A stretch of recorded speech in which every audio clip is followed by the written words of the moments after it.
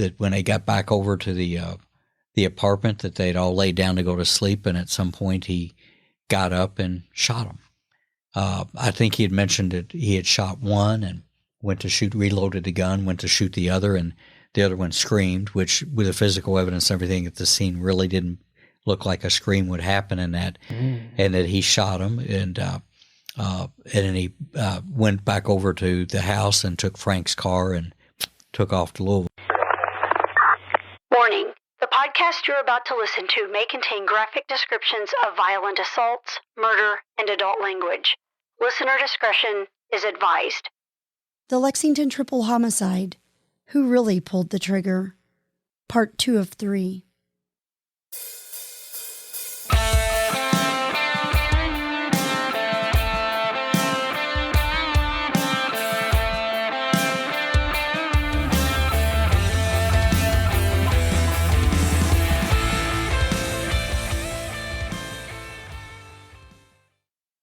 So we're sitting there and we're like, okay, we're probably there. We've still got some things to do. We still have all that out. And then I want to say the phone rang, but I think it was a pager. The kids will have to Google that too. They definitely will have to Google it. But we get another call. We're getting ready to go and we get another call, and it's the Louisville police, and they've got the car, or no, they don't have the car. They've located Ricky, and he's at a Red Roof Inn, and they actually located Ricky. And where was the car? The car we had, remember? So he just made his way to Red Roof. Yeah, exactly. Yeah, to the Red Roof Inn. How did they locate him? Yeah. There was some kind of a dispatch call for service and ran up identifying him, if I remember correctly, like that, and actually just kind of stumbled across him through serendipity, which happens a lot in this business. But I'm assuming they just were there on other reasons. Yeah, exactly. How did they know that was Ricky? Well, that's what I'm saying is that they encountered him somehow, and he identified himself, and he's in that hit for that stolen vehicle. This is a real civilian noob kind of question, but is there a difference between, because I just got this from movies, an ATL and an APB? No, there's something. Or a BOLO, be on the lookout for, all points bulletin, attempt to locate, just depend, it's wherever you call them in a different area.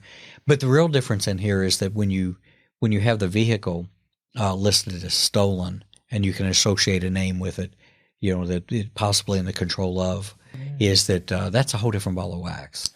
That's where when people talk about being detained and stuff like that, that's going to happen, is that car will be stopped probably with a felony stop. It's, and stuff like that. So it heats it up a little bit. So you all finish your breakfast and you head back to Louisville. Yeah, we're on fumes. Yeah, we're back. We're back on the road again, and we're heading in, and Has anyone told Ricky's mother at this point that he's been found?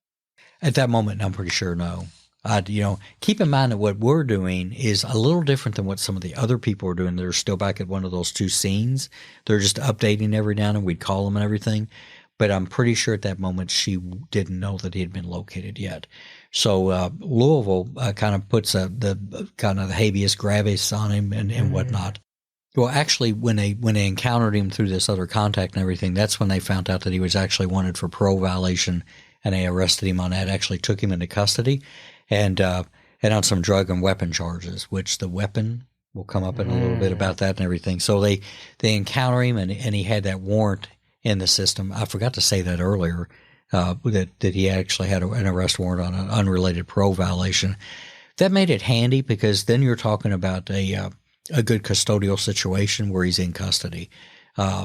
If you go to detain somebody without that, you really can't. I mean, there's no such thing in Kentucky as, well, I'm going to book you on suspicion of murder. Well, either you have the murder charge or you don't. In this case, he had the other criminal charges that had him. So what that means is that he's there, he's not going anywhere, and then we head back into town and we meet and talk to him. This is all happening, of course, on the 21st. We've now rolled overnight and we're into the 21st, and we jump up and take off and go, and we go to police headquarters in Louisville. It's been torn down now. I think it's 7th and Jefferson. We meet some fantastic detectives there. They give us a rundown on what the patrol officers found when they located him, and they take us to meet Ricky and to talk to him, because of course he's being detained in their jail. And we get a chance to actually interview Ricky starting there. So what do you say when you walk in? Hello, how are you doing? And he says, not Well, real good. I mean, Consider where I am. Yeah, his demeanor was very edgy, like kind of wound up. We were like, maybe he's high, but he's also he's a pretty scrawny little scrapper. I mean, he's not. We're about the same height. He might have an inch on me, but he wasn't a really big guy, and whatnot. But I remember that as we were just saying those things, because you're going to build a rapport, is that he somewhere right about there he just blurts out is that he goes, I killed him. He goes, I killed Aaron and Isaac, and I'm proud of. He said something to the effect, I'm proud I did it, and I'd do it again. And if they were standing here before me, I'd skin them alive. Wow, that's how he opens. Yeah, pretty much. Yeah, it was like just a blam, and like oh. Of course, in the back of our mind, we're like, thank you. Those are the things we like. But notice that he left somebody out. His stepdad. That's it. So in that subsequent interview, we can move now into his version of the events and how that played out and maybe affected things a little bit later. He sat down for the interview with us. He had no remorse. Again, he was adamant that was the right thing to do, if that makes any sense. And here's his story why he did that. He states that him and Aaron and Isaac had gone by the house, and they had gotten in a verbal altercation with Frank that afternoon, that right before Frank's body was found. That got heated. And while he's standing there, I can't remember if he said it was Aaron or Isaac, pulled a pistol and shot Frank right there in front or in that seat. And his story is that he watches them shoot, and they laugh about it, I think he said. And they all get back and they leave and they go over to their apartment over on Reading Road. A heated argument where the victim was fully relaxed in a recliner. Yeah, exactly. Yeah. So, did you say what the argument was about? It just stepdad stuff. Okay. Yeah, it's just stepdad stuff. And I'd have to go back to the transcript No worries. to lose that. So the friends were arguing about stepdad stuff. About this, which seems a little odd. The lone survivor's stepdad. Yeah, exactly. So they're arguing with him or something to that effect, and he's yelling back, and their solution to it is to shoot him. So you went into the room, and Ricky was just very callous and said that they deserved it. Yeah, he no remorse at all. He and again, going back to it, this was like a vengeance killing or a justice killing for him, and that when they got back over to the apartment, that they'd all laid down to go to sleep, and at some point he got up and shot him. I think he had mentioned that he had shot one and went to shoot, reloaded the gun, went to shoot the other, and the other one screamed, which with the physical evidence and everything at the scene really didn't look like a scream would happen in that, and that he shot him, and then he went back over to the house and took Frank's car and took off to Louisville. He had stopped and talked to a guy. I'm not going to use the guy's name because he was just a witness, but he had stopped to talk to the guy. We ended up finding him later, and the guy was talking about him being antsy and stuff like that. But his whole storyline was that this was a revenge killing on behalf of his dad, his stepfather rather, and that they'd pissed him off. He had talked about how when he got back to the apartment, they went to sleep, he thought about it and thought about it and thought about it. And of course, during the interview, me and Chris Schoonover was the other detective. We talked about all those things that anybody would ask him, like, okay, when it happened, why didn't you run? When it happened, why didn't you leave? Why didn't you call the police? Right. Why did you leave with them? If That's it. And so you then the inference would be, well, they have a gun and they just did this and are afraid. And then the next is, whenever I lay down to sleep, why didn't you get up and leave? And he really didn't have an answer for that, except the fact that he got up and he shot him. What made that weird, especially when you talk about one of them screaming, is they were both shot in the head, and it was very clear they were in bed, and there was nothing to indicate that they were awake when he shot them. So he assassinates them pretty much. Yeah. And to add maybe insult to injury on that, their pockets were turned out. So after it would have been after for sure, is that he roots through their pockets to to look for anything that he might want. Wow. And I mean, the pockets were out like rabbit-eared. I mean, you know what I'm saying? Like, that's what you call it. Is I'm not making light of somebody being dead, but No, I know. yeah. He was thorough. Well, he was looking really for stuff. seeing what he could find. Yeah, exactly. And so he hits the road and he takes off and he heads to Louisville. And so in the interview, what we're doing when we're talking to him is that he's really upfront about doing it, right? But we're really interested in getting statements from him, baseline statements, to either prove that he witnessed his two boys kill Frank, or to prove that that's not what happened and he did that, because it was falling in line to us that it just wasn't making sense that would happen. Possible, but not probable. And again, we'd thrown him everything we could about how reasonable people would behave, and when it got safer, and how you could be safe in it, and he would just keep sticking down to that. So he ends up giving us that statement, which is a pretty good statement to have. I remember Ray the DA Larson said, he goes, it was almost perfect. The only thing that went wrong is he didn't cop to the third one, and stuff like that. So, but the things we're doing at that point is that we're recovering his clothing, anything we can, because that'll all get processed for different forensic analysis and whatever. But also what we recovered when we were there was a shoebox, and it had a revolver. I was going to ask where the revolver went. It had a revolver, and it had like a big bag. I'm not talking about kilos, but like something close to this size, maybe an 8-ball of cocaine. And I think there might have been a little cash in it or something like that. But if you can imagine him running around with that little box. Yeah. The other thing that was interesting, because he was so candid with us, is that he had seen us. And he goes, I watched y'all. At the hotel. Yes. What had happened is he had a pizza delivered, and he got the pizza, and he was going to a vending machine. I think he was on the second floor to get a soda, and everybody pulls in the parking lot. And so he basically said, I hauled ass down the steps, ran through that field. Was it his shoe? No, he had both shoes. But he says he goes through that field, and he sits back in those woods eating his pizza, watching us. Wow. And I mean, he's watching, and he's describing what we're doing, and he's laughing about it. And it's okay. Yeah. I mean, but and then you're thinking later, shit, he still had that gun. That's an uncomfortable feeling, right? So, it's one of those interviews that isn't really antagonistic. You leave and you go, okay, thanks. We may. Do you transport him back with you? No, that's a different process. I don't think we took him back with us. I think we waited and had the sheriffs bring him back. I'd have to, but we didn't have him in our car. That's for sure. So had someone reached out to the other boy's family? I know you said the dad was suspicious of why his son wasn't answering. What about the other young man? Somebody else would have handled that. Is that the coroner does the death notifications in Fayette County? The police don't. Sometimes we go with them. So after they did that, they probably reached out. Interestingly enough, like I said, I feel bad. I'm tending to think maybe it was Isaac's dad that came and found us. It was one of the two boys that opened that up to where we found that out. But that's two families again that are completely wrecked. Yeah, just completely wrecked. I remember 3 actually.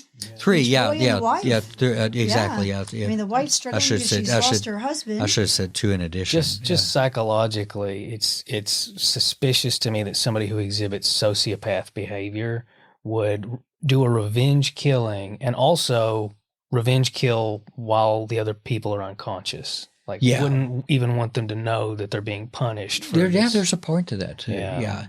We can keep getting into it, but, when you start looking at the whys and why nots on that, one of the things that I kept coming back to, and I still believe to this day, is that for Ricky, who loved his mother, how do you tell your mother that I killed your husband? I mean, how do you cop to that? You're going to go to prison. You're going to go away. He still has to try to maintain a relationship. God knows that she was trying to maintain a relationship. Yeah. I mean, she loves him. I mean, that's her son. And again, like you said, Wendy, is that and he's got a sister that was there, when all this went down, not during the shooting, but she's got her life to put back together. So we gathered the evidence stuff. I remember, like I said, we went to the hotel room, nothing, car, nothing.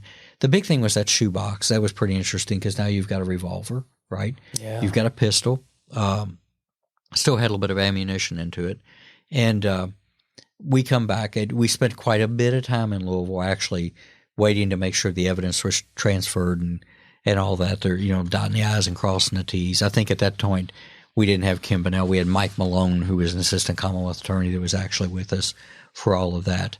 And we are on fumes. That's that reality of the first 48 thing is you run these until you can't run them anymore, or at least till you can hand the baton off to another part of the team that comes in like fresh horses. So where we're at now is you've got that statement from him about what he says happened. But when we got to looking at it more, we felt very comfortable in the idea that he's killed Frank. It because of the gaps, and then later we fortified that with some other things, but we definitely had probable cause, so we got a warrant for him for the murder of Frank and ended up hitting him with that third 3 murder charges in total. So what do you think his motive was to kill the friends if he killed Frank? Yeah, there we go. Good point. Is that my bet would be for the drugs and any money he could get. Makes sense. Yeah, is that road money. And if he's on uppers like coke, he's probably not being the most rational person. Good point. Yeah, is because there was so much that now what happens is you get those pieces and it sounds like a pretty good package, but what you learn in the investigation, because again, while these wheels are turning, people are interviewing other people and things like that, and through the interview of a bunch of people, we start to find a whole bunch of things out that. Some of it might talk to motive or anxiety, but some of the things we found out is like that day before is that Ricky had a girlfriend and they had a child in common. She was a very sweet young lady. She was very cooperative through the whole process. I mean, she's got a baby with him and whatever. But from what we learned from the interviews from her and a few other people is that Ricky learned the day before that that the Child Protective Services was opening a case or an investigation on the child. I can't remember what it was, but according to some of the people that were close to that rattled him pretty bad. I'm not saying that he did anything to the child, but again, you've got a drug user and a guy that's criminally involved. It's probably not an ideal place for it at all. Yeah. So a lot of people that were close to him and close to the situation thought that wired him over and got him in pretty bad shape too. But again, I remember, I told you that we ended up going into Frank's house, and then me and Schoonover, I think a day or two later, went into the apartment. They were done. Again, we didn't like going into those things until FSU was done. So I remember a day or two later going over with Chris and breaking the coroner's seal on the door and going in and looking around. And we found a few things that didn't turn up in the first search. That's not always completely unusual. But for example, like I think it was in a kitchen drawer and in the garbage can was a combination of some unfired .38 ammunition and some shell casings, right? So, I mean, I don't have all the file in front of me to tell how many, but it was like, that's bizarre, because with a revolver, we keyed in on it a little bit, is you're going to remove 5 to 6 shots depending upon the size of the revolver. Right. You'll remove the shell casings and put new ones in. So that was there, and we were like, okay, that's interesting, and we recovered all that and got that booked in. Yeah. And I remember I was going through the coat pockets in the closet and started finding these Polaroids.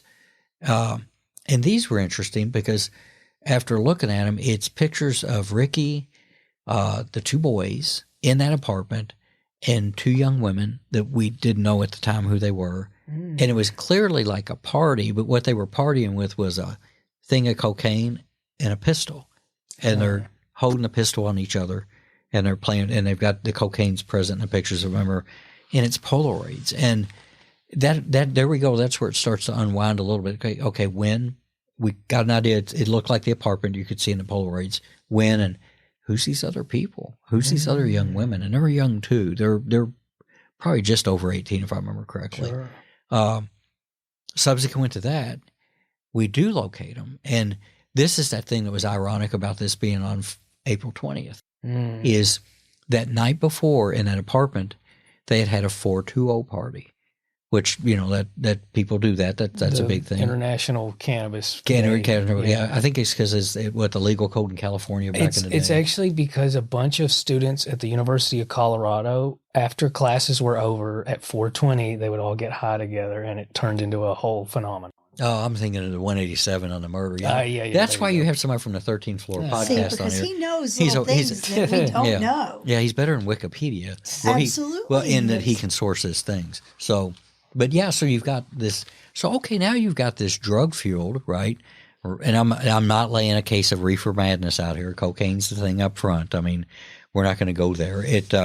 But now you've got this really because these pictures are like, if you can imagine them pointing a gun at each other, and ironically enough, it looked just like the gun that we recovered when we picked Ricky up and interviewed him in Louisville in his little shoebox. So you don't know if that was the party the day before, or maybe it was a party 3 months ago. Well, it was the day before. Oh, was it? Yeah, because we found the 2 girls. How'd you find the 2 girls? A lot of good old detective work, talking to friends, showing the pictures to friends, making that connection, those tight group things. And because you got to imagine, again, we've started to unravel. Now at this point, you've got like his girlfriend and the immediate associates. And then you've got associates of Aaron and Isaac. And what happens is that that's that victimology. As you work away from those people, you start to get people who have familiarity and they cross over. Right. So now as we're working it is detectives can go and you're going to have a hit rate. That's another thing that those girls had no idea that was going to happen. We had nothing in the investigation said they were present when any of this other stuff happened. But I'll never forget, that's one of those things that when you show up at their parents' house, because they were living with their folks, and you've got homicide detectives that need to talk to them and their daughter, it's like, wow, I don't know how I would have. Yeah, what kind of crowd are you hanging out in, Yeah, honey? that's it. That and just the shock of that's your kids and what are they into or what are they close to. So were the girls just they were surprised that they happened? were. Yeah, I mean they were just doing dumb, stupid kid Teen stuff. stuff. Yeah, with they were drugs. like really cooperative. Yeah. Super. Yeah. And not even. Just super because they knew the gravity of the situation. Exactly. Yeah. And again, they didn't offer anything about the immediacy of the crime or anything, but they could talk about the gun and they could talk about the drugs and how everybody was just partying way too hard and stuff like that. I almost thought about calling this the Dow 420 for murder, but again, I don't want to lean in on the weed part of it because that was the least of that. So, but again, going back to it too is you go back to his chronology about going over to the apartment to do something or get something. The argument ensues with Frank. They kill him. They go back over to the house. They go to sleep, and he takes money and drugs, and he takes the weapon, and he heads into Louisville. And the statements, like as you go on, they broaden. The guy that he stopped to and he talked to, and again, we leave the names of these witnesses out of it because they're not involved. They put on. They end up giving you more information about other people that they've talked to that he encountered. He made phone calls. There was a relative in Louisville he was evidently trying to get to. And again, the big thing was him watching us eating pizza. That was just a bizarre thing. Yeah. What was his end game after Louisville? Just keep hanging out in Louisville? Yeah, I mean there was a relative of some kind because I remember when we went back to look for that relative. That's another night where the Louisville police were fantastic. They were like driving us around anywhere we needed to go. I don't think he really had that much of a. He didn't put that much thought into it. Well, most don't. Like, what are you going to do next week? Yeah, most don't. I mean, they're living in the moment, and I don't met very few that had like a master plan. If you look at master plans, those are those ones we've done, like on the murder of Ernie Southworth and things, right, where somebody had long-term plans and stuff like that. But again, he, it's the whole story about. I think there were multiple shots in one of the 2 boys, but when he says the kid screamed, is that possible? But with a head wound, it's not extremely. You'd have to really graze or something like that. We didn't really buy that too much, but and I think he even mentioned that one or both of them had woke up at some point. But there was nothing. I mean, they looked like they were asleep. For what that's worth, and again with the pockets turned out, that was pretty disgusting too. Is the idea that he roots through their things to take that stuff. Yeah. again, lots of interviews, lots of stuff. Fantastic help from Shively Police and Louisville Police. I mean, they were amazing on that. He gets in custody. He eventually makes it back into Fayette County, and I just know we didn't take him. A lot of times what happens is that the sheriff's office will come pick him up and stuff like that, but we did have everything we needed from him. Again, the thing that stands out is that as you move forward, now you've got him in custody, you've got that. We start doing some more of the forensic testing on his clothing and stuff like that. For example, you do the GSR test on everybody. He gets GSR tested. The two boys got GSR tested.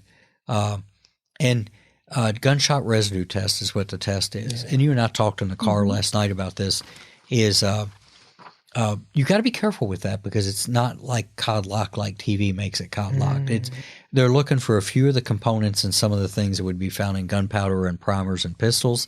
And it's based on the likelihood or not of whether those gases, when they come out, if they make it back to parts of your hand, to be swabbed and register. What am I saying is that somebody can shoot a gun and not test positive for GSR, and that's what you have to remember with it. A lot of times we did it because it leans more towards circumstantial with other evidence because it's just not that strong. But we did it because juries need to hear that too. You don't want to not do that because of what they believe that is or don't believe. But interestingly enough, is when we talk about the prosecution theory and why we thought he killed all three, I will say that the boys who were laying in those beds and everything, that they had no GSR on them at all. And of course, they could have washed their hands. There's a bunch of stuff that can happen. But keep in mind, this was like we went there, we came back, everybody laid down and went to sleep. Not that he would have known if they washed their hands, but there's a time compression, I think, in there that eroded that way. Again, we didn't get anything out of the car or anything out of the hotel room. But I do know that when we did the ballistics and stuff like that, is that in the statement, when we told him that we were accusing him basically of killing his stepfather, he got a little mad and he said something to the effect of, well, how can that be if the same gun was used or whatever? He kind of like a slip, it was something like that. Yeah. Because we keyed in on it. I'm like, and again, thank you. We didn't say that out loud. Thank you. And again, ballistically, when we got everything back from the KSP lab, is that the projectiles that were found, the shell casings were found, everything came back to that same weapon. Back to the revolver part. When Frank was shot, I can't remember how many times he was shot. Sure. I will say multiple. Yeah.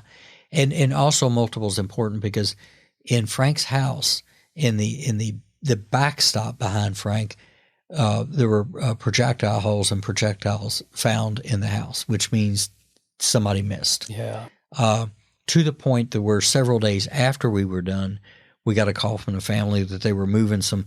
They were doing a lot of remodeling, so the house was really unkempt. Right, I said that correctly. You did say it correctly. And she gets on me about it all the time. And so it was disheveled. It was rough. But they found like another round or something. There were a coffee table. We had to go back out and recover that. That came up in preliminary hearing, but it wasn't a big deal. Sometimes you don't find all those things. So multiple rounds fired. You have a revolver, a .38. I'm pretty sure it was 6 rounds. I could be very wrong. I'd have to dig up and look at the file. I can think of it as less as SP-101 Ruger, I think. And like the little snubs, the light airweights. The detective specials, I think. Some people call them in old movies, The old gumshoes. So you got multiple rounds fired there. And then when we got back over to Reading, I think that's where the prosecutor from the Commonwealth Attorney's Office, and she actually keyed in better than I did or anybody else on this, is you've got multiple shell casings back over at the apartment. If I use all 6 rounds, if we premise that it had 6 rounds in it, before I shoot anybody else or something else, you have to replace them with live ammunition. Got to reload, yeah. So that was part of the working theory, is that over at the apartment is where you had spent shell casings that were matched that that were there. And spent mean that it was just the cartridge. The projectile was gone. And I think that was the part of the prosecution theory is that added to the fact that that happens there. He did say that he reloaded before he shot the second guy. I don't buy that. Yeah, Because it would have exactly. woke up the first guy. Yeah, exactly. So- Were they sleeping side by side or no, in separate two different rooms? They were roomies, and but you know but again I'd have to dig deeper into the file, and you know we can only get so much of those files in open records request anyway, to count how many rounds we believe were fired at the house with some margin for missing something, Sure, compared to the shell casings, the amount of shell casings were found back at the apartment. But it was strong enough for the prosecutor laid into that very hard. She took that as a running theory, and I was like, wow, you're smarter than I am. But you know, it does make you wonder how the one boy didn't hear the other boy getting shot. Hey, you know there's more to the story, so go download the next episode like the true crime fan that you are. The Murder Police podcast is hosted by Wendy and David Lyons and was created to honor the lives of crime victims, so their names are never forgotten. It is produced, recorded, and edited by David Lyons. The Murder Police podcast can be found on your favorite Apple or Android podcast platform, as well as at murderpolicepodcast.com, where you will find show notes, transcripts, information about our presenters, and a link to the official Murder Police podcast merch store, where you can purchase a huge variety of Murder Police podcast swag. We are also on Facebook, Instagram, and YouTube, which is closed caption for those that are hearing impaired. Just search for the Murder Police podcast and you will find us. If you have enjoyed this podcast, please subscribe for more and give us 5 stars and a written review on Apple Podcasts or wherever you download your podcasts.